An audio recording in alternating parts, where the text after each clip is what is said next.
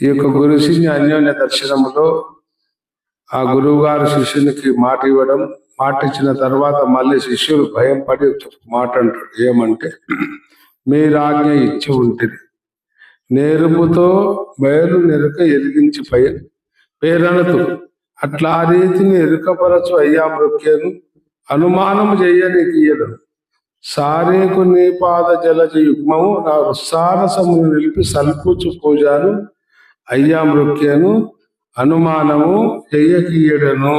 ఈ చెప్తే వీడు ఎక్కడైనా మర్చిపోతాడో, పేర్లో పెట్టుకుంటాడో, చెవులో పెట్టుకుంటాడో, హృదయంలో భద్రపరుచుకుంటాడో లేదో అని అనుమానం చేస్తున్నాయేమో. నేను అట్లా చేయను. నీవు చెప్పినటువంటి పదాలు ఏవైతున్నాయో ఆ పదాలు నా హృదయం లోపల నిలుపుకొని అవి పూజనీయులుగా, అంటే గొప్పవాణి, పూజనీయం అంటే గొప్పవిగా నా భావించుకొని ఉంటా అనేటటువంటి దాని మీద ప్రమాణం చేసిన తర్వాత అక్కడ నుంచి బోధ చెప్పడం సాధించినట్లు మనకు వెంకటయ్య చెప్పినట్టు అచల లక్షణం నుంచి లక్షణం అనేటటువంటిది ఏది అంటే, దానికి ఏం లక్షణం, ప్రతి దానికి లక్షణం ఎట్లుంటుంది, దానికి ఇట్లాక లేదు.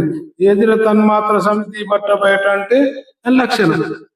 శబ్దస్పర్శ రూపాది పలుకున పలుకగా రాకను తలపోయిద మన్య మధ్య తగులదని ఎప్పుడు అనేది దానికి లక్షణం. అది ఇట్లా దాని లక్షణాన్ని దానికే చెప్పిరన్నట్టు. దానికి లక్షణాన్ని చూస్తే ఆ యొక్క దాని వస్తువు ఏదో తెలియబడుతుంది. లక్షణం ఉన్నప్పుడు ఏది చక్కెర మెక్కక లోకలు అంటారు కదా, చక్కెర మాధుర్యం మెరుగ జాలినటువంటి మక్కువతో విని చదవక చక్కగా గ్రంథార్థం మెరుగ జాలిన జనులు కావున నీవు చాలించి పనులు చొక్కావి గ్రంథము చూడు కొనవేళ ఇక్కడితో జన్మ ఎత్తవు అనేటటువంటి దాన్ని మళ్ళీ చివరికి ఏం చెప్పిండు, గురుగీతలు చెప్పినటువంటి దాన్ని గురు శుశ్రూషణ నడుచుట ఎటులన్నీ ఏర్పడవిన్నాం.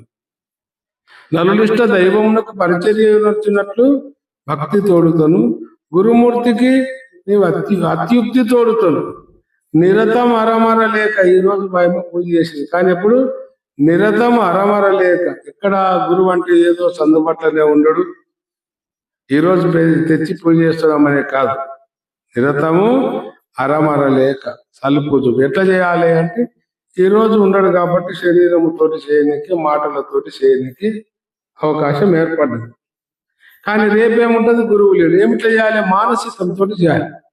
ఆ మనస్సుతోటి ఆహ్వానం చేసుకొని మనసుతోటి సింహాసనం, మనసుతోటి ఈ ఉపచారాలన్నీ చేయాలి. మానసిక అంటే ఈ ఇప్పుడు చేసేటటువంటి పూజ కంటే గొప్పనైనటువంటి పూజ అవుతుందని మనకు నిర్ణయించారు. కాబట్టి ఇప్పుడు మన పూజ అందుకున్నటువంటి మన వెంకటయ్య మాట్లాడతారు. మన అందరం కూడా